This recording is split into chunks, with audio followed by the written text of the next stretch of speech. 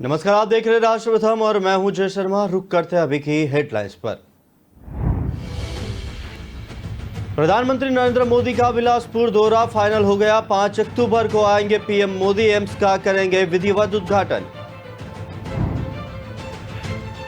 कांग्रेस के राष्ट्रीय अध्यक्ष के चुनाव और राजस्थान के सीएम अशोक गहलोत के नामांकन दाखिल करने के पहले सियासी घमासान मचा। दिल्ली के मुख्यमंत्री अरविंद केजरीवाल ने गुजरात के एक सफाई कर्मी को अपने घर लंच पर बुलाया। अशोक गहलोत अगर कांग्रेस के राष्ट्रीय अध्यक्ष बन जाते हैं तो राजस्थान का अगला सीएम कौन? योगी सरकार में श्रम मंत्री अनिल राजभर ने वाराणसी में सपा अध्यक्ष ओम प्रकाश राजभर और सपा प्रमुख अखिलेश पर निशान साधा।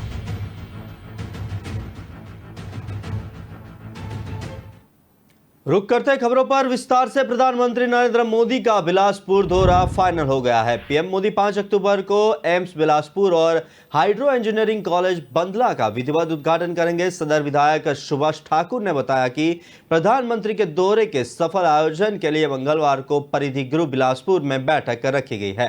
उन्होंने बताया कि प्रधानमंत्री ने 5 वर्ष पूर्व 5 अक्टूबर को ही एम्स का शिलान्यास किया था।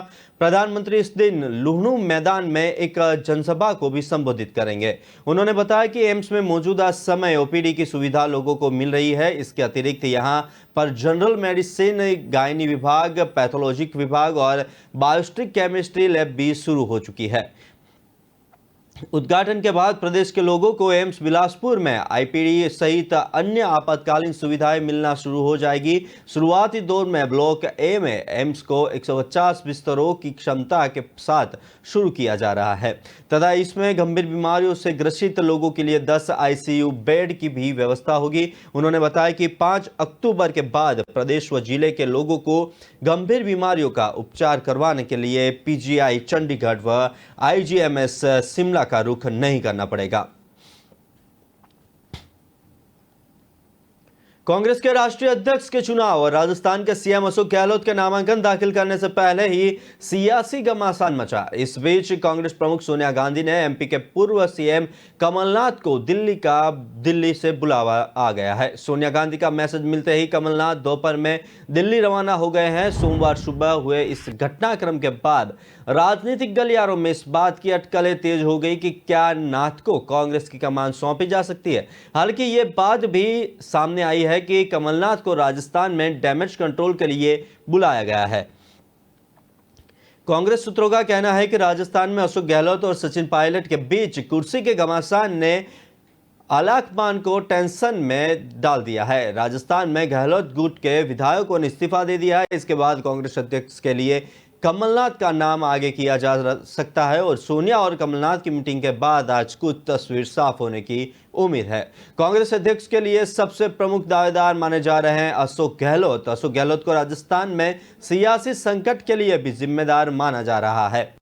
ऐसे में पूरे देश में यह मैसेज जा रहा है कि राजस्थान के सीएम रहते हुए अपने राज्य में अपनी ही पार्टी के संकट को संभालने में नाकाम रहे। नेता को कांग्रेस अध्यक्ष बनाया जाता है तो आगे आने वाले वक्त में स्थितियां बिगड़ सकती है। कांग्रेस नेताओं की माने तो अब अशोक गहलोत की जगह दूसरे नामों पर विचार हो रहा है। अचानक पैदा हुआ हालात बीच कमलनाथ का नाम आगे किया जा सकता है। सूत्रों की माने तो कमलनाथ के नाम पर G23 के नेता भी सहमत है। एक इंटरव्यू में दिग्विजय सिंह ने खुद को इस दौड़ में शामिल बताया था। हालांकि उन्होंने आखिरी फैसला कांग्रेस नेतृत्व और सोनिया राहुल पर छोड़ने की बात भी कही। दिग्विजय सिंह ने कई बार एक व्यक्ति एक पद के फॉर्मूले का पालन कराने की बात कही। लगातार प्रेशर के बाद अशोक गहलोत ने सार्वजनिक तौर पर यह कह दिया कि वे सीएम पर पद छोड़ने को तैयार है, लेकिन अगली बार राजस्थान में सरकार की वापसी कराने में सक्षम नेता को सीएम बनाया जाए। जिसके बाद राजस्थान में सियासी संकट पैदा हो गया। इस संकट को संभालने में खुद असहाय बताते गहलोत के अलावा दूसरे नामों की चर्चा भी तेज हो गई।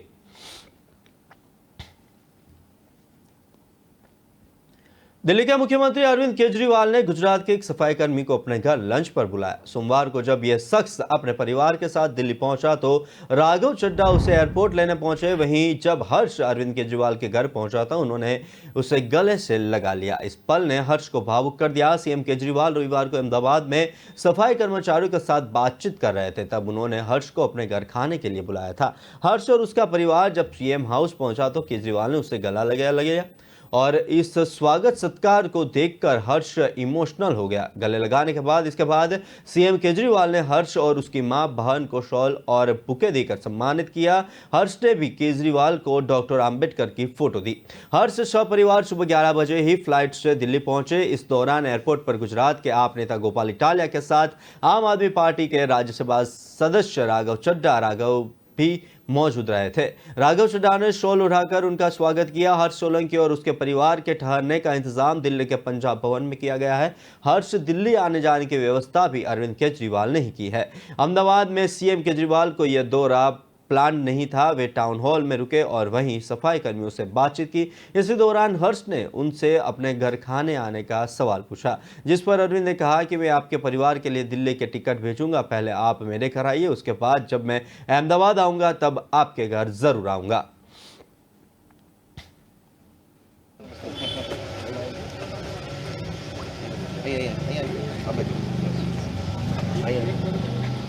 आज गुजरात से हर्ष सोलंकी जी और उनके परिवार के लोग, उनकी बहन सुहानी, उनकी मदर लता जी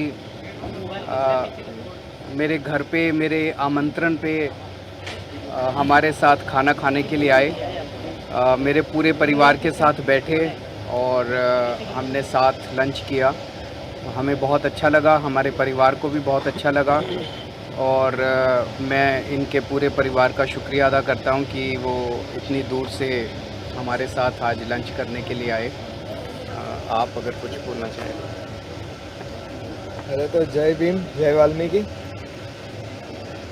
बड़े गौरव की बात है कि 75 साल में कोई भी नेताजी ने घर पे खाना खाने के लिए किसी को बुलाया। जोर से तो आज 75 साल के बाद पहले नेताजी हमें ऐसे मिले दलित समाज को, कि वो दलित समाज के लड़के को बोला कि भाई तुम पहले मेरे घर पे आओ, बाद में मैं तुम्हारे घर पे आऊँ। तो ये बड़े गौरव की बात है और ये यहाँ पे आके हमें बहुत अच्छा लगा। यहाँ की हमने स्कूल्स देखी, स्कूल्स की फैसिलिटी देखी, हॉस्पिटल्स देखे, बहुत अच्छा लगा हमें ये सब देख के। हर्ष साहब बीच में भावुक हो गए थे, क्या वजह थी? आपकी तस्वीरों में आया कि आप थोड़े भावुक से नजर आ रहे थे अंदर मुलाकात करने के बाद। काफी इमोशनल हो रहे थे। सोचा था सपने में भी ऐसा?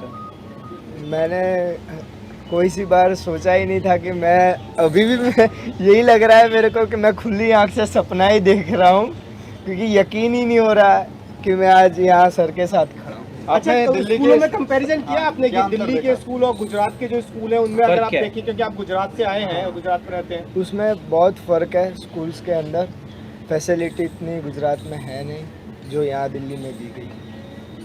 तो अपने समाज के लोगों को जाकर बताएंगे कि इस तरीके की व्यवस्था है स्कूलों में? ज़रूर। तो आप सीएम साहब को कब आमंत्रित कर रहे हैं अपनी आखिरी बार? जब सीएम चाहे तब मेरे नेक्स्ट टाइम मैं जब भी अहमदाबाद जाऊंगा, मैं इनके घर जाऊंगा, इनके इलाके में जाऊंगा, इनके घर खाना खाने जाऊंगा। सिंह साहब, बड़ा मैसेज तो गया है इस पूरे, लेकिन एक सवाल इससे हटके है कि इस वक्त राजनीति में जो आप कहते हैं कि कांग्रेस को लगातार आप बड़े सवाल खड़े कर रहे थे, जिस तरीके से राजस्थान में हुआ है उसको लेकर किस तरीके से आप देखते हैं? पूरा घटनाक्रम पे आपकी नजर रही होगी। देखिए, हमें राजनीति करनी तो आती नहीं है। हम तो जनता के लिए काम करते हैं, जनता के लिए स्कूल बनाते हैं, जनता के लिए अस्पताल बनाते हैं, जनता के लिए बिजली माफ़ करते हैं, बिजली फ्री करते हैं, सड़कें बनाते हैं, पानी देते हैं और वही बातें करते हैं और वही चीज़ें हैं जो जनता को चाहिए। जनता भी राजनीति पसंद नहीं करती है। जनता को भी ये तोड़ फोड़ की राजनीति, इसको खरीद लिया, उस एमएलए को खरीद लिया, वो जनता को पसंद नहीं आता है। हम जनता की राजनीति करते हैं, इसीलिए जनता हमें पसंद कर रही है। पहले दिल्ली में सरकार बनाई, फिर पंजाब में सरकार बनाई, अब गुजरात के अंदर मुश्किल से 5-6 महीने हुए हैं हम लोगों को गए हुए और ऐसा माहौल हो गया गुजरात के अंदर। सब लोग कह रहे हैं कि गुजरात में आम आदमी पार्टी की सरकार बनने वाली है, तो आम लोग बहुत तेज़ी से जुड़ रहे हैं हमारे साथ। क्योंकि हम आम लोगों के मुद्दों की बात करते हैं, हम उनके बच्चों की शिक्षा की, उनके रोज़गार की बात करते हैं, उनको पक्का करने की बात करते हैं, उनकी तनख्वाह की बात करते हैं, बिजली फ्री करने की बात करते हैं। सर राजस्थान में जो हो रहा है, लग रहा है कि देश को कांग्रेस से उम्मीद अब टूट गई है।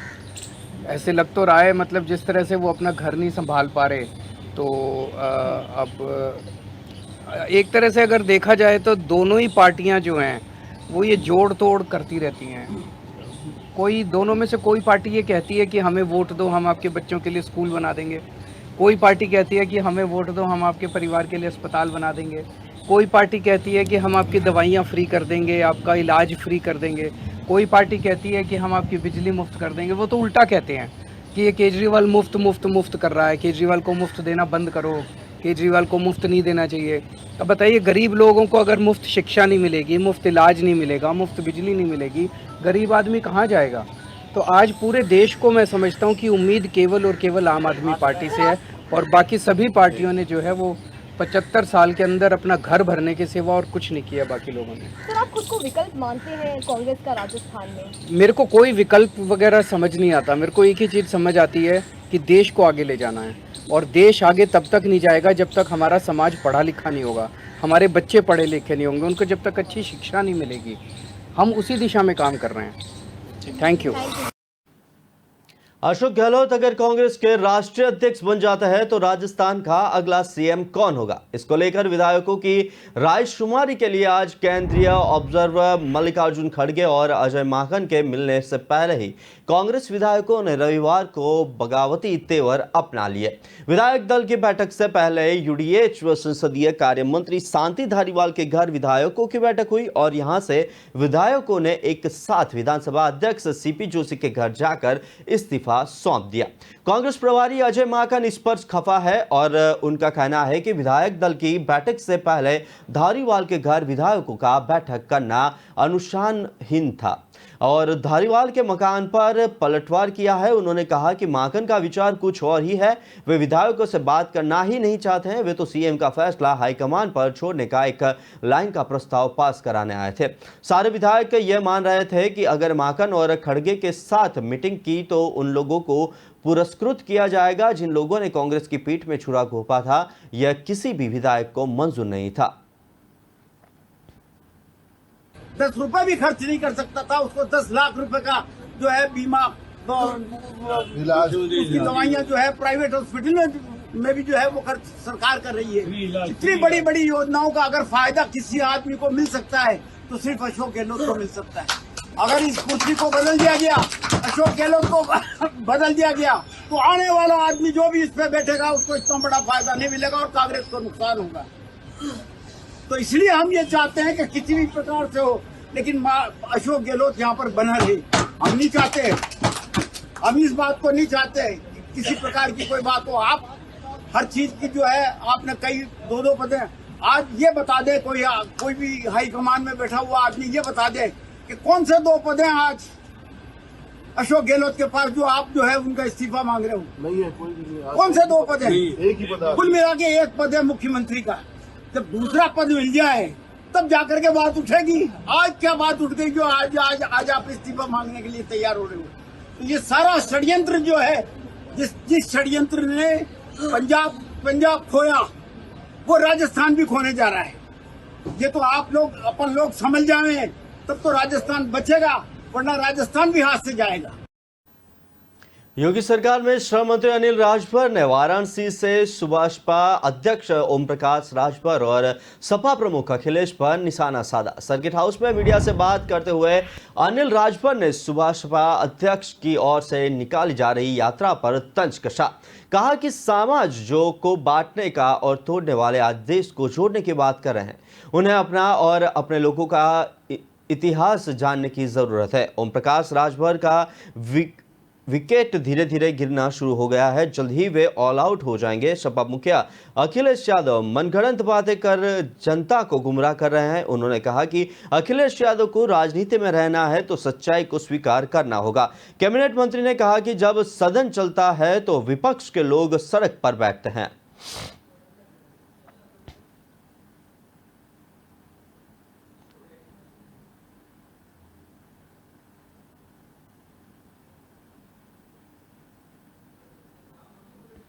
वक्त हुआ एक छोटे से ब्रेक का, लेते एक ब्रेक।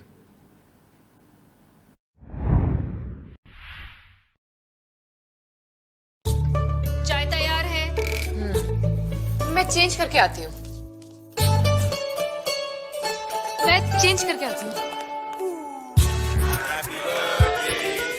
मैं चेंज करके आती हूँ। लायरा का नया कलेक्शन, बहाने कम पड़ जाएंगे पर स्टाइल्स नहीं।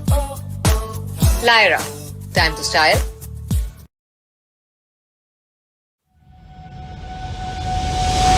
लहरों से डरकर नौका पार नहीं होती, कोशिश करने वालों की कभी हार नहीं होती। नन्ही चींटी जब दाना लेकर चलती है, चढ़ती दीवारों पर 100 बार फिसलती है। मन का विश्वास रगों में साहस भरता है, चढ़कर गिरना गिरकर चढ़ना न अखरता है। आखिर उसकी मेहनत बेकार नहीं होती, कोशिश करने वालों की कभी हार नहीं होती। डुबकी या सिंधु में गोताखोर लगाता है, जा जाकर खाली हाथ लौट कर आता है। मिलते नहीं सहज ही मोती गहरे पानी में, बढ़ता 2 गुना उत्साह इसी हैरानी में। मुट्ठी उसकी खाली हर बार नहीं होती, कोशिश करने वालों की कभी हार नहीं होती।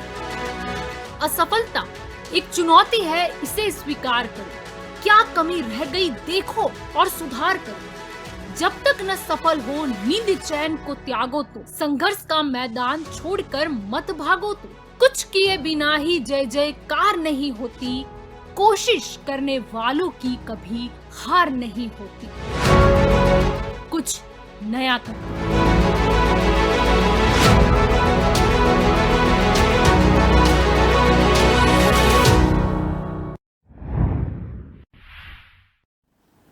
ब्रेक बाद रुक करते हैं आगे की खबर पर। कर्नाटक के मुख्यमंत्री बसवराज बोम्मई ने अगले साल होने वाले विधानसभा चुनाव में भाजपा को एक बार फिर सत्ता में वापस लाने का संकल्प लिया है।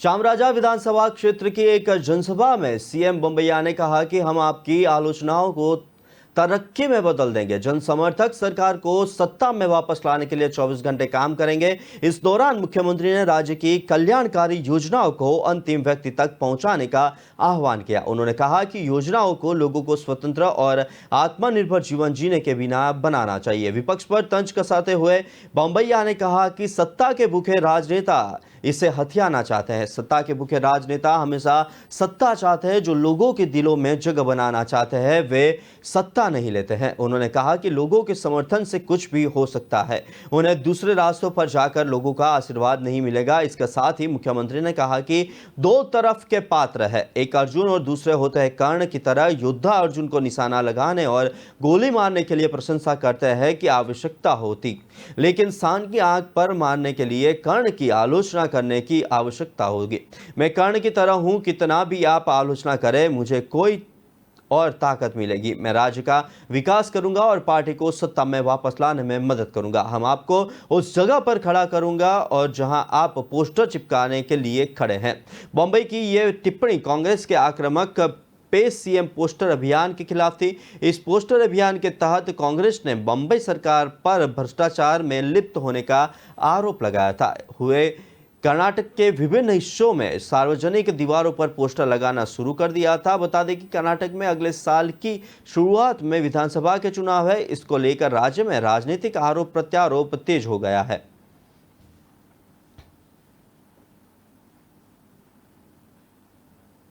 राजधानी भोपाल में 2 साल बाद गरबे की धूम मचेगी, लेकिन इनमें बिना आईडी कार्ड यानी पहचान पत्र के किसी को भी एंट्री नहीं दी जाएगी।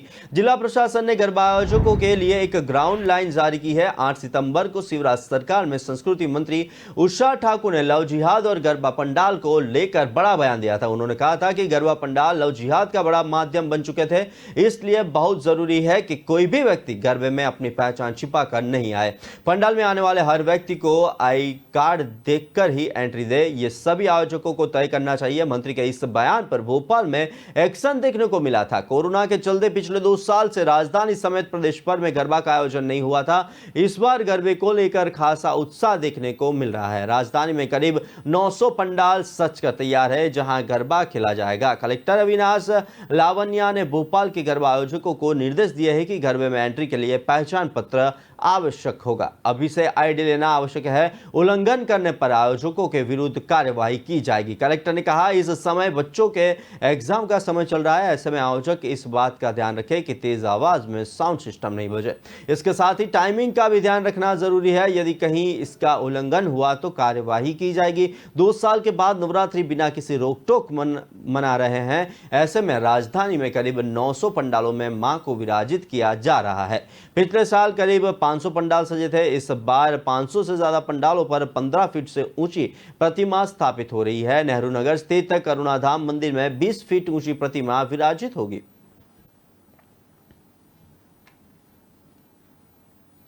बॉम्बे हाईकोर्ट ने 420 करोड़ रुपए की टैक्स चोरी के मामले में रिलायंस ग्रुप के चेयरमैन अनिल अंबानी को बड़ी राहत दी है। कोर्ट ने आयकर विभाग को 17 नवंबर तक अनिल अंबानी के खिलाफ सख्त कार्रवाई नहीं करने को कहा है। बॉम्बे हाईकोर्ट ने सोमवार को आयकर विभाग को निर्देश दिया है कि वह रिलायंस समूह के अध्यक्ष अनिल अंबानी के खिलाफ कालाधन अधिनियम के तहत मुकदमा चलाने की मांग करने वाले कारण बताओ नोटिस पर 17 नवंबर तक कोई दंडात्मक कार्यवाही न करे। आयकर विभाग ने 8 अगस्त 2022 को अंबानी को 2 स्विस बैंक खातों में रखे 814 करोड़ रुपए से अधिक के अघोषित धन पर 420 करोड़ रुपए की कथित रूप से टैक्स चोरी करने के मामले में नोटिस जारी की थी।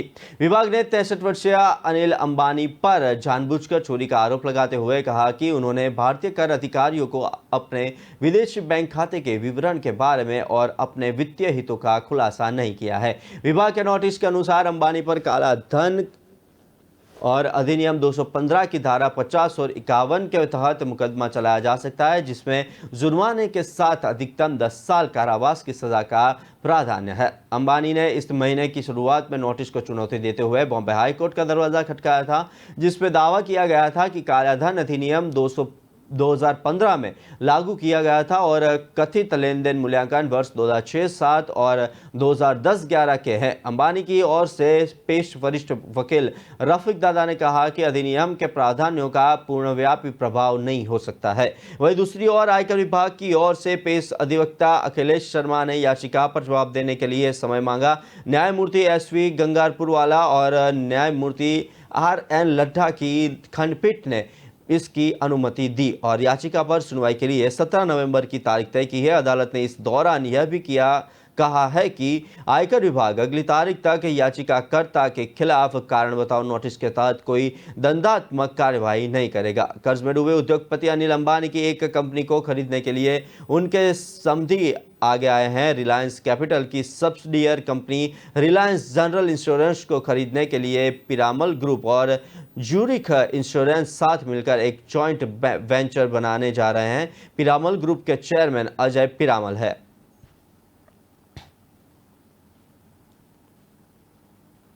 बिहार के मुख्यमंत्री और जनता दल यूनाइटेड के प्रमुख नीतीश कुमार के साथ बैठक के बाद राष्ट्रीय जनता दल सुप्रीमो लालू प्रसाद यादव ने 25 सितंबर को कांग्रेस की अंतरिम अध्यक्ष सोनिया गांधी से उनके आवास पर मुलाकात की और विपक्षी एकता के अलावा अन्य एजेंडे पर चर्चा की। हालांकि चल रहे पार्टी अध्यक्ष के चुनाव का हवाला देते हुए सोनिया गांधी ने लालू प्रसाद यादव से 10 से 12 दिनों के बाद उनसे मिलने का अनुरोध किया। बैठक के बाद मीडिया को संबोधित करते हुए लालू यादव ने कहा, हमें बीजेपी को हटाना है और देश को बचाना है। उसके लिए हम सभी को एक साथ आना होगा। जिस तरह से हमने बिहार में बीजेपी को हटाया था, हमारी सोनिया गांधी से बातचीत हुई है।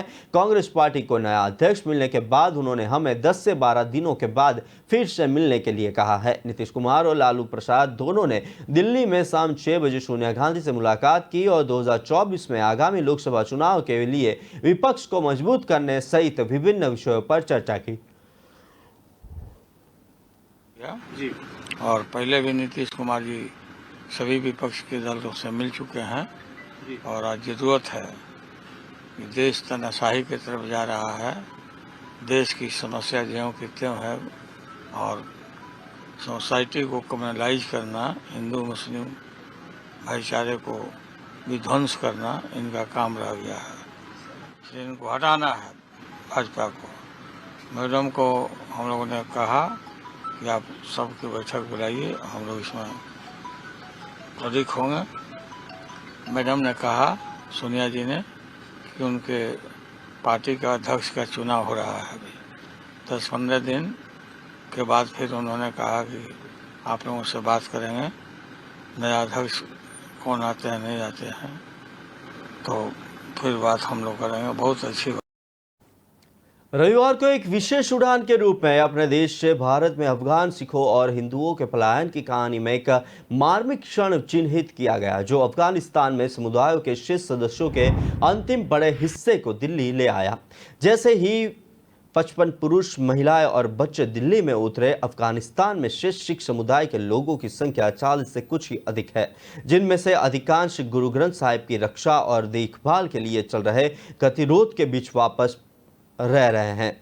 तालिबान शासन, जिसने धार्मिक ग्रंथों को अफगानिस्तान की विरासत होने का हवाला देते हुए बाहर निकालने की अनुमति देने से इनकार कर दिया है, सामाजिक संगठन इंडियन वर्ल्ड फोरम और भारत सरकार के समन्वय में शिरोमणि गुरुद्वारा प्रबंधक कमेटी द्वारा किए गए संकटग्रस्त अफगान सिखों को निकालने के लिए रविवार को विशेष उड़ान 38 वयस्कों, 14 बच्चों और 3 शिशुओं को दिल्ली लेकर आई। कृपाल सिंह, जो काबुल में दैनिक जरूरत का सामान बेचकर अपनी छोटी सी दुकान से गुजारा करता था, अपनी पत्नी और 3 बच्चों, सबसे छोटे इकनूर सिंह के साथ सिर्फ 1.5 साल का था। कृपाल ने जून में सबसे प्रमुख गुरुद्वारा में से एक पर हुए हमले को याद करते हुए कहा कि हमलों के डर ने काबुल में अपने जैसे परिवारों पर छाया डाली। मेरे पिता गुरुद्वारे में सेवा करते थे, वे पहले भारत आए थे, लेकिन मैं ये सोचकर कांपता हूँ कि अगर हमला होने पर वे गुरुद्वारे में मौजूद होते तो क्या होता। मुझे खुशी है कि मुझे अपने परिवार के लिए सुरक्षा मिली है। भारत, उन्होंने कहा कि कृपाल ने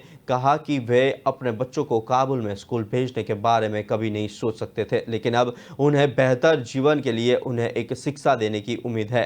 IWF के पुनीत चंडोक ने कहा कि यह आने वाले परिवारों का आखिरी बड़ा समूह है। फिर भी 41 सिख अफगानिस्तान में रहते हैं और नो ई वीज़ा आवेदन भारत सरकार के पास जारी करने के लिए लंबित है। उनमें से ज़्यादातर वे लोग हैं जो धार्मिक ग्रंथों की देखभाल के लिए रुके हुए हैं और उनके जाने की संभावना तभी है जब तालिबान शासन उन्हें अपने साथ गुरु ग्रंथ साहिब को भारत ले जाने की अनुमति देगा।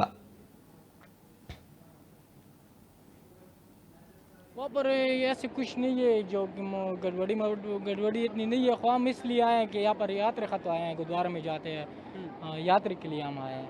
अफगानिस्तान से इधर आए हैं यात्रा के। हम इंडिया से गवर्नमेंट के लिए शुक्रिया अदा करते हैं, क्योंकि हमारे लिए वीज़े में और चीज़ में हमारे साथ हेल्प किए, उसकी बहुत हम शुक्रिया अदा करते हैं। कैसे आप देखते हैं कि इंडियन गवर्नमेंट जो आपको इवैक्यूएशन करवा रही है, यहाँ पे बहुत पंजाब के जो संस्थान है उन्होंने बहुत मदद से आपको यहाँ पर लेकर आए, कैसे शुक्रिया अदा करेंगे? हम उसको बहुत शुक्रिया, क्योंकि हमारे लिए वीज़े इसने शो किया है और जो हमारे साथ हेल्प किया है इसने, हमें उसकी बहुत शुक्रिया अदा करते हैं इंडिया से गवर्नमेंट। एजुकेशन और हेल्थ का इस वक्त क्या हालात है? एजुकेशन क्या है, वो तो ज़्यादा नहीं है अफगानिस्तान में, क्योंकि पहले से नहीं थी या ज़्यादा, तो अभी तो वही नहीं है। काफ़ी दिक्कत थी, अभी तो अच्छा माहौल चल रहा है। हाँ जी, इस वक्त जो है लोग परेशानी में है या नहीं है, सब कुछ मैनेज तरीके से काम हो रहा है? नहीं, मैनेज तरीके से काम हो रहा है, वैसे कोई उतनी परेशानी, कोई दिक्कत ही नहीं है। हाँ, अच्छा है, काफ़ी अच्छा चल रहा है अभी।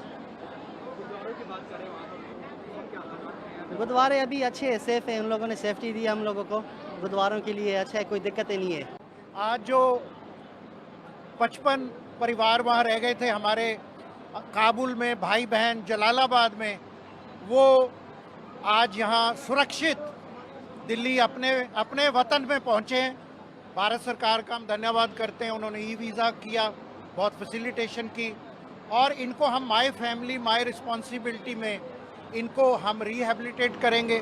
जैसे 543 फैमिलीज़ को पहले हम रिहेबिलिटेट कर रहे हैं, महावीर नगर में, अर्जुन नगर में, उनको मकान लेके देना, उनको मंथली हाउस होल्ड एक्सपेंडिचर देना, उनकी मेडिकल इंश्योरेंस कराना, स्किलिंग कराना, तो ये भी हमने जिम्मेवारी ली है। मेरे साथ राम सरन जी और मनसा सिंह जी जो प्रधान हैं अभी केयर टेकर, गुरनाम सिंह जी, छबोल सिंह जी, ये सारे लोग आए हैं। तो हम एक परिवार के रूप में, क्योंकि इसका नाम ही प्रोग्राम का है माई फैमिली मेरा परिवार, हमारी जिम्मेवारी, और मैं सभी संस्था SGPC का, सभी जिनका पुनीत जी का, जिन्होंने इसमें ये एक टीम वर्क है जिसमें सहयोग दिया गया, मैं सबका बहुत बहुत आभारी हूँ और अकाल पुरख का आभारी हूँ और प्रार्थना करता हूँ ईश्वर से कि हमें ये सेवा करने का बल और उद्यम बख्शे कि हम इन भाई बहनों को ठीक तरह यहाँ एक अच्छा जीवन दे सकें। वक्त हुआ एक छोटे से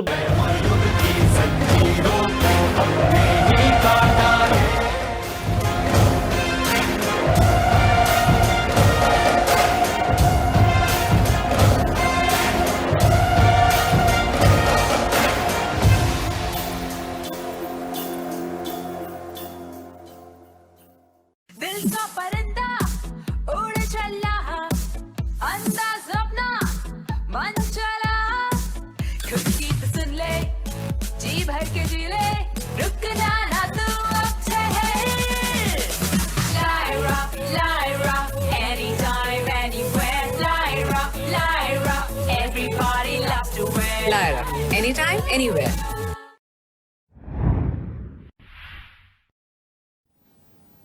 ब्रेक बाद रुक करते आगे की खबर पर। कांग्रेस पार्टी की भारत जोड़ो यात्रा ने सोमवार को केरल के पलक्कड़ जिले के शोरनूर में अपनी यात्रा फिर से शुरू की, जिसमें सैकड़ों पार्टी कार्यकर्ताओं राहुल गांधी के साथ पैदल यात्रा में शामिल हुए। मार्च का सुबह का चरण जो अपने 19वें दिन में प्रवेश कर चुका है, 12 किलोमीटर की दूरी तय कर और पटाम्बी में रुकेगा। कांग्रेस पार्टी ने ट्वीट किया कि यात्रा उत्साह और आशा के साथ पलक्कड़ जिले में प्रवेश की। कांग्रेस के वरिष्ठ नेता के मुरलीधरन और केरल के विधानसभा में विपक्ष के नेता वीडी सतीशन यात्रा के सुबह के सत्र में गांधी के साथ शामिल हुए। गांधी से मिलने के लिए सड़क के दोनों ओर सैकड़ों लोग इंतजार कर रहे थे। युवा लड़कियों के एक समूह ने कांग्रेस नेता को अपनी एक फ्रेम युक्त ड्राइंग भी भेंट की। पार्टी ने कहा कि कांग्रेस नेता पटाम्बी के रास्ते में महात्मा गांधी की प्रतिमा पर माल्यार्पण करेंगे। यात्रा शाम 5 बजे फिर से शुरू होगी और कोप्पम में समाप्त होगी। कांग्रेस पार्टी का 3570 किलोमीटर और 150 दिन लंबा पैदल मार्च 7 सितंबर को तमिलनाडु के कन्याकुमारी से शुरू हुआ और जम्मू कश्मीर में समाप्त होगा। 10 सितंबर की शाम को केरल में प्रवेश करने वाली वह यात्रा राज्य में 450 किलोमीटर की दूरी तय करेगी और 1 अक्टूबर को कर्नाटक में प्रवेश करने से पहले 19 दिनों में 7 जिलों को छुएगी।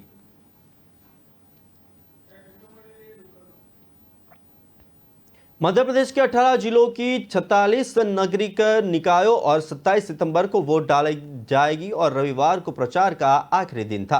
कांग्रेस और बीजेपी नेताओं ने अपनी पूरी ताकत झोंक दी। मुख्यमंत्री शिवराज सिंह चौहान और पूर्व मुख्यमंत्री कमलनाथ ने सभाएं की। प्रचार के आखिरी दिन अलग अलग नजारे भी सामने आए। बीजेपी प्रदेश अध्यक्ष वीडी शर्मा ने छिंदवाड़ा में अनाज के दौरान भाषण बंद कर दिया तो जोबट में कांग्रेस नेता जीतू पटवारी ने जलेबियां तली। प्रचार के बाद सीएम शिवराज ने पकौड़ों का आनंद लिया। मुख्यमंत्री शिवराज सिंह चौहान ने झाबुआ जिले के थांदला में सभा की। उन्होंने कहा, मुझे राशन दुकानों में गड़बड़ी की शिकायत मिली थी, जिले के खाद्य अधिकारी की छुट्टी कर दी। आज मेरे पास एक शिकायत और आई है। राशन की दुकान पर अनाज समय पर नहीं मिलता और अनाज वितरण में धांधली करने की सूचना है, इसकी भी जांच करा रहा हूं। मंच से ही सीएम ने झाबुआ के जिला खाद्य अधिकारी डीएसओ एमके त्यागी को जिले से हटाने के निर्देश दिए। बोले, मेरा सफाई अभियान जारी है। सीएम ने अलीराजपुर में दयाशंकर जोशी की दुकान गुरुकृपा पर पहुंचकर पकोड़े खाए। उन्होंने ट्विटर पर लिखा,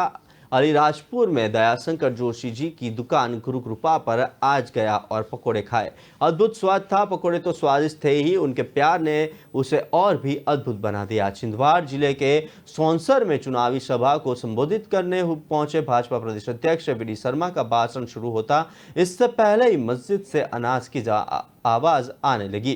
अजान होने तक शर्मा भाषण रोके रहे। बीजेपी प्रदेश अध्यक्ष के इस कदम पर कांग्रेस मीडिया विभाग के अध्यक्ष के मिश्रा ने तंज कसा। के मिश्रा ने ट्वीट करते हुए लिखा, पहले सुधर जाते तो देश की यह दुर्दशा नहीं होती।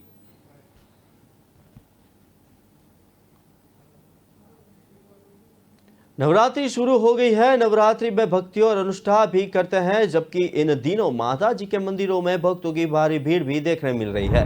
भक्त पैदल चलकर, साइकिल लेकर और संग लेकर माता जी के मंदिर में आते हैं। सौराष्ट्र के तीर्थयात्री मुख्य प्रवेश द्वार से आते हैं और पौराणिक चोटीला में चामुंडा माता जी के मंदिर में हजारों लोग आते हैं। इस मंदिर में साल भर लोग आते हैं। विशेष रूप से आसो सुद नवरात्रि और चैत्री नवरात्रि और पूनम पर दर्शन की भीड़ अधिक होती है। इस जगह पर गुजरात और गुजरात के बाहर से अधिक लोग आते हैं। चामुंडा माता जी धाम सौराष्ट्र का प्रवेश द्वार है। उस समय माता जी डूंगर ट्रस्ट द्वारा लोगों को महाप्रसाद भी उपलब्ध कराया जाता है। नवरात्रि 8 को हवन भी किया जाता है और चामुंडा माता जी डूंगर ट्रस्ट द्वारा होम हवन पूरा होने के बाद दर्शन के लिए आने वाले भक्तों के लिए महाप्रसाद का आयोजन किया जाता है। और अब नवरात्रि के दौरान रोजाना सुबह 5 बजे और शाम को सूर्यास्त के बाद आरती भी की जाती है। श्री चोटीला चामुंडा माताजी डूंगर, चामुंडा माताजीना डूंगर ઉપર આસો સરસ નવરાત્રિ શરૂ થઈ રહી છે અને માતાજીના મંદિરના અંદર સવારમાં પહેલા નોરતાના સવારમાં ઘટ સ્થાપન વ્યવહારાનું સ્થાપન થઈ રહ્યું છે અને માતાજીના નવરાત્રિ દરમિયાન हजारों यात्रिको दर्शन करवा आवे छे अने सवारे 5 वागे माताजीनी आरती शुरू थाय छे अने सांजे राबेता मुजब आरती थाय छे अने माताजीना भक्तो नवरात्रि दरमियान माताजीना दर्शन करवा वधारे छे અને આઠમને દિવસે માતાજીનો ડુંગર ઉપર હવન શરૂ થાય છે અને સાંજે 4 વાગે બીડું હોમાય છે અને દરેક યાત્રિકો ભક્તજનો માતાજીના પ્રસાદ રૂપે નીચે ભોજનાલયે પ્રસાદ ગ્રહણ કરી અને ધન્યતા પામે છે। हिमाचल के कुल्लू में रविवार रात हुए हादसे में 7 लोगों की मौत हो गई, 10 गंभीर रूप से घायल है। वाहन में ड्राइवर समेत 17 लोग सवार थे। रात करीब 8 बजे टेम्पो ट्रैवलर किलोरी पास से धियागी की तरफ जा रहा था। इस दौरान ड्राइवर का नियंत्रण खो गया और वाहन गहरी खाई में जा गिरा। गुरुदेव शर्मा ने इस हादसे की पुष्टि की। उन्होंने बताया कि हादसे की आवाज सुनकर आसपास के लोग जमा हो गए और उन्होंने इसकी जानकारी पुलिस प्रशासन को दी। मौके पर पहुंचकर पुलिस ने बचाव अभियान चलाया। पुलिस ने 7 शव बरामद कर लिए हैं। मरने वाले में 5 पुरुष और 2 महिलाएं शामिल है। वहीं घायलों में से 5 को कुल्लू के जोनल अस्पताल में और 5 को बंजर के अस्पताल में भर्ती कराया गया है। वाहन में सवार लोगों में 4 IIT BHU वाराणसी के छात्र भी बताए जा रहे थे। IIT प्रशासन के अनुसार घायलों में कानपुर के रहने वाले निष्ठा बुदानी, राजस्थान जयपुर निवासी लक्ष्य सिंह और हरियाणा फरीदाबाद निवासी ईशान गुप्ता भी शामिल थे। ये सभी IIT BHU के 4th ईयर के छात्र थे। लक्ष्य Singh computer site and engineering का छात्र, जबकि निष्ठा और ईशान केमिकल इंजीनियरिंग के छात्र हैं। वहीं IIT के प्रोफेसर और कर्मचारी भी घायल छात्रों के बारे में जानकारी लेने में जुट रहे हैं। IIT प्रशासन ने बताया कि हादसे की सूचना देर से मिली क्योंकि छात्रों के मोबाइल भी खड्डे में गिरने के दौरान कहीं गुम हो गए। SP कुल्लू गुरुदेव शर्मा ने अनुसार छात्रा और दोनों छात्रों को चोटें आई है, जिनका उपचार कराया जा रहा है। सभी बंजार स्थित अस्पताल में भर्ती है। IIT BHU director professor PK Jain के अनुसार छात्रों के परिजनों को संपर्क किया गया। छात्रों के परिजन कुल्लू के लिए रवाना हो गए हैं। जानकारी के मुताबिक ये सभी दिल्ली से एक ट्रैवल एजेंसी की गाड़ी के जरिए चलोड़ी पास घूमने के लिए आए थे। बंजर के विधायक सुरेंद्र शौरी ने बताया कि ट्रैवलर सवार सभी लोग राजस्थान, मध्य प्रदेश, हरियाणा और दिल्ली के रहने वाले थे। बॉम्बे हाई कोर्ट ने सोमवार को प्रिंट और इलेक्ट्रॉनिक मीडिया में मांस और मांस उत्पादकों के विज्ञापनों पर प्रतिबंध लगाने की अपील वाली याचिका पर सुनवाई की। पीठ ने मामले में सुनवाई करते हुए 3 जैन धार्मिक ट्रस्टों और जैन धर्म के एक अनुयायी से पूछा कि आप इस तरह की मांग करके दूसरों के अधिकारों का हनन क्यों करना चाहते हैं। दरअसल 3 जैन धार्मिक ट्रस्टों और मुंबई के एक निवासी ने अपनी याचिका में दावा किया था कि मांस या उससे जुड़े अन्य उत्पादकों को देखने के लिए बच्चों सहित उनके परिवार को मजबूर किया जाता है। याचिकाकर्ताओं ने दलील दी कि इससे शांति से जीने के उनके अधिकार का उल्लंघन होता है और उनके बच्चों के दिमाग में भी विकृति उत्पन्न होती है। याचिकाकर्ताओं ने अपनी याचिका में सूचना और प्रसारण मंत्रालय, राज्य भारतीय प्रेस परिषद, खाद्य नागरिक आपूर्ति और उपभोक्ता संरक्षण विभाग को भारतीय विज्ञापन मानक परिषद से इस विषय में राहत की मांग की थी। साथ ही उन्होंने डिलीशियस फ्रेश टो होम और फूड्स और मिटिगो कंपनियों को भी प्रतिवादी के रूप में पेश किया था। याचिका में उन्होंने संबंधित अधिकारियों को मीडिया में मांसाहारी खाद्य पदार्थों के विज्ञापन को प्रतिबंधित करने के लिए दिशा निर्देश तैयार करने और उन्हें जारी करने के निर्देश देने की मांग की थी। उन्होंने दावा किया था कि ऐसे विज्ञापन न केवल उन लोगों को परेशान कर रहे हैं जो शाकाहारी होने में विश्वास करते हैं, बल्कि उनके निष्ठा के मौलिक अधिकार का भी उल्लंघन कर रहे हैं। याचिकाकर्ताओं ने अपनी याचिका में कहा कि शोषण से मुक्त मानवीय गरिमा के साथ रहना इस देश में हर किसी का मौलिक अधिकार है। ऐसे विज्ञापन बच्चों और युवाओं के दिमाग का शोषण, मांसाहारी खाद्य पदार्थों का सेवन करने के लिए उकसाने, बढ़ावा देने और उन्होंने यह भी कहा कि सरकार ने पहले ही शराब और सिगरेट के विज्ञापन प्रतिबंध लगा दिया और शराब और सिगरेट की तरह ही मांसाहारी भोजन भी स्वास्थ्य को हानि पहुंचाने के साथ ही पर्यावरण को भी नुकसान पहुंचाता है। हालांकि इन्होंने अपनी याचिका में यह साफ किया है कि इस तरह के भोजन की बिक्री या खपत के विरोध में नहीं है। उनकी याचिका केवल ऐसी वस्तुओं के विज्ञापनों को दिखाने के खिलाफ है। वक्त हुआ एक छोटे से ब्रेक का, लेते एक ब्रेक।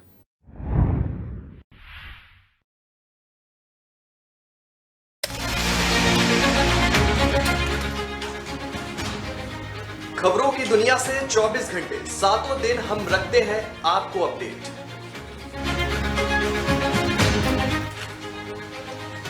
मोहल्ले, नुक्कड़, सड़क, चौराहे, जिले से लेकर सूबे तक हर छोटी से छोटी खबर हम पहुंचाते हैं आप तक।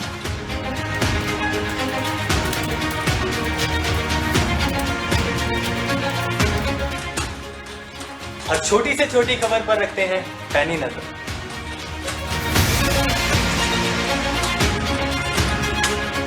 हर खबरों को अपने बेबाक अंदाज में खबरें पहुंचाते हैं आपके हाथ में।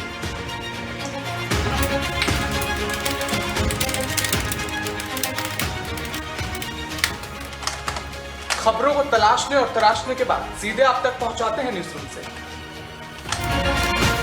सिर्फ खबरों को आप तक पहुंचाने की जिम्मेदारी नहीं उठाते, बल्कि खबरों के पीछे की हकीकत को भी आप तक पहुंचाते हैं हम, क्योंकि हम है राष्ट्र प्रथम जो खबरें पहुंचाए आप तक।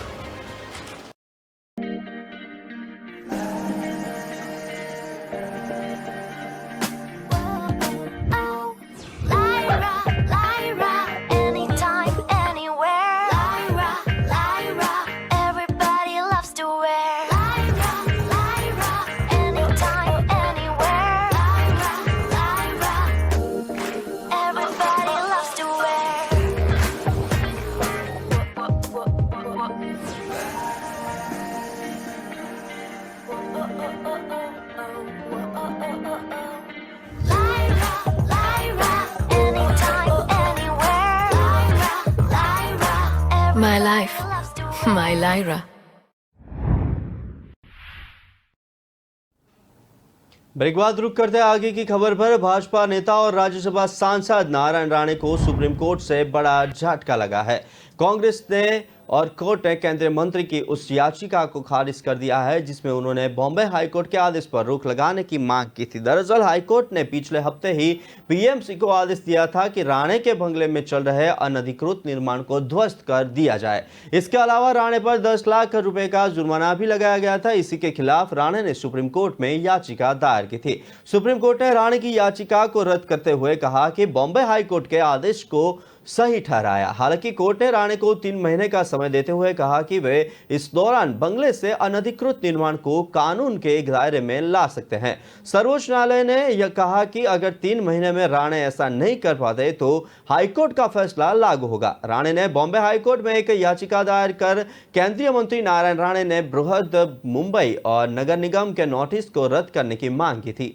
राणे ने याचिका में बीएमसी की तरफ से 25 फरवरी, 4 मार्च और 16 मार्च को दिए गए नोटिस को विकृत, अवैध और मूल अधिकारों का उल्लंघन बताया था। राणे के वकील अमोद सिंह ने जस्टिस ए सैयद की पीठ के समक्ष याचिका पर शीघ्र सुनवाई की अपील की थी। इसके बाद बॉम्बे हाईकोर्ट ने अवैध निर्माण को तोड़ने पर कुछ दिन के लिए रोक लगा दी थी। हालांकि अब उन्हें बॉम्बे हाईकोर्ट से बड़ा झटका लगा है। नोटिस में बंगले के भूतल और 8 मंजिलों में 7 में अनधिकृत तौर पर बदलाव किए जाने का उल्लेख किया गया है। बीएमसी के एक अधिकारी का कहना है कि पहली मंजिल से लेकर 8वीं मंजिल तक बगीचे की जगह रूम बनवाए गए हैं, जबकि नियम के मुताबिक 8 मंजिला बंगले के सभी फ्लोर पर बगीचे का क्षेत्र होना आवश्यक है।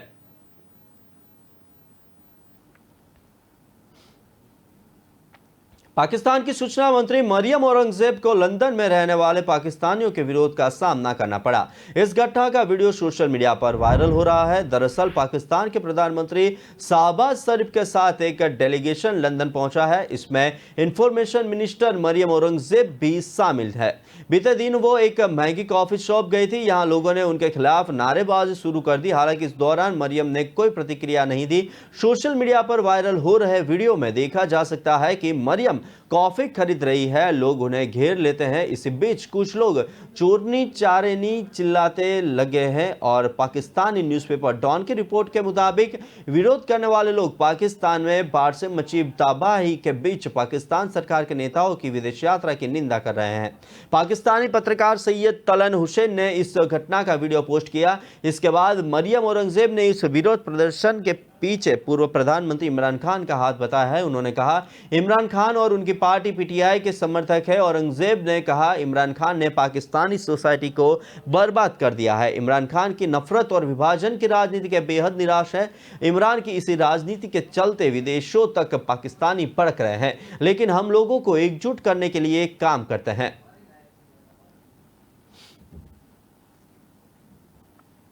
सोमवार को नवा रायपुर में अंतर्राष्ट्रीय क्रिकेट स्टेडियम की रौनक बढ़ गई। रोड सेफ्टी क्रिकेट टूर्नामेंट खेलने के लिए श्रीलंका लीजेंड्स की टीम ने अभ्यास किया। प्रैक्टिस सेशन में जीवन मेडिस, जयसूर्या और दिलशान जैसे दिग्गज श्रीलंकन क्रिकेट स्टार्स ग्राउंड में नजर आए। दिलशान हालांकि ड्रेसिंग रूम में जीत की रणनीति बनाते दिखे। 27 सितंबर को इस टीम का बांग्लादेश के साथ मुकाबला होने को है। कल मंगलवार से ही रायपुर में क्रिकेट सीरीज शुरू होगी। यहां 2 मैच और 2 सेमीफाइनल के अलावा 1 अक्टूबर को फाइनल मैच खेला जाएगा। रविवार को ही श्रीलंकन टीम इंग्लैंड के खिलाड़ियों संग रायपुर पहुंची थी। यहां मैफेयर लेक रिजोर्ट में खिलाड़ियों के रुकने का बंदोबस्त किया गया है। सोमवार शाम को इंडिया लीजेंड्स और ऑस्ट्रेलिया सहित अन्य टीम रायपुर जाएगी।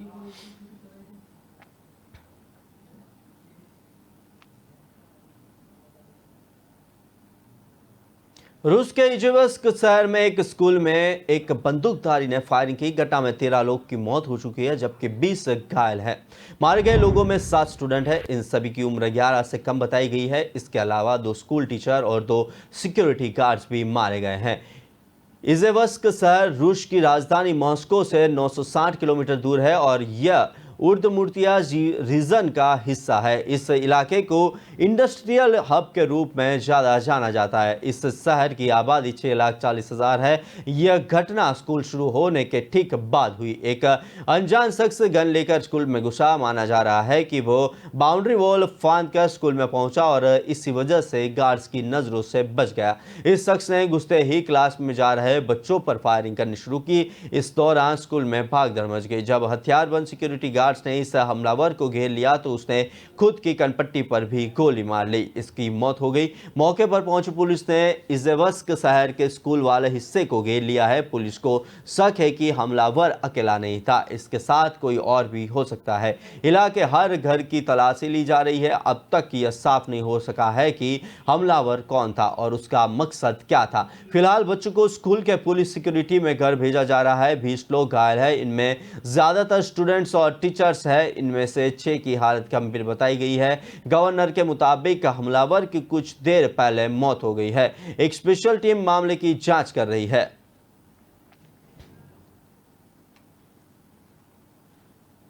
अंकिता हत्याकांड में कांग्रेस ने कई सवाल उठाए। प्रदेश अध्यक्ष करण महारा व पूर्व प्रदेश अध्यक्ष गणेश गोलदियाल ने कहा कि कांग्रेस को एसआईटी पर भरोसा नहीं है, सरकार मामले की पूरी जांच सीबीआई से कराए। उन्होंने कहा कि हत्याकांड के मुख्य आरोपी पुलकित आर्य की ओर से जिस वीआईपी को स्पेशल ट्रीटमेंट दिए जाने की बात अंकिता की चैट के सामने आई है, सरकार 24 घंटे के भीतर उस वीआईपी का नाम सामने लाए। उन्होंने आरोप लगाया कि जिस रिजॉर्ट में घटना हुई वहां कई वीआईपी आते जाते थे और सरकार उनके नाम उजागर करे। पटवारी की भूमिका की भी जांच की जानी चाहिए। कहा, जब पटवारी को अंकिता की गुमशुदगी की खबर मिल चुकी थी तो उसके बाद अचानक उसके छुट्टी पर जाने से उसकी भूमिका भी संदेह के घेरे में है। उत्तराखंड पुलिस की कार्यप्रणाली को लेकर पार्टी ने सवाल उठाए हैं। कहा कि घटना के बाद भी डीजीपी आरोपी के पिता से खड़े होकर हाथ मिलाता है, ऐसे में निष्पक्ष जांच की उम्मीद नहीं की जा सकती है। उन्होंने कहा कि पार्टी पीड़ित परिजनों के संपर्क में है, जो भी मदद उन्हें चाहिए होगी कांग्रेस पार्टी हर संभव सहायता उपलब्ध कराएगी।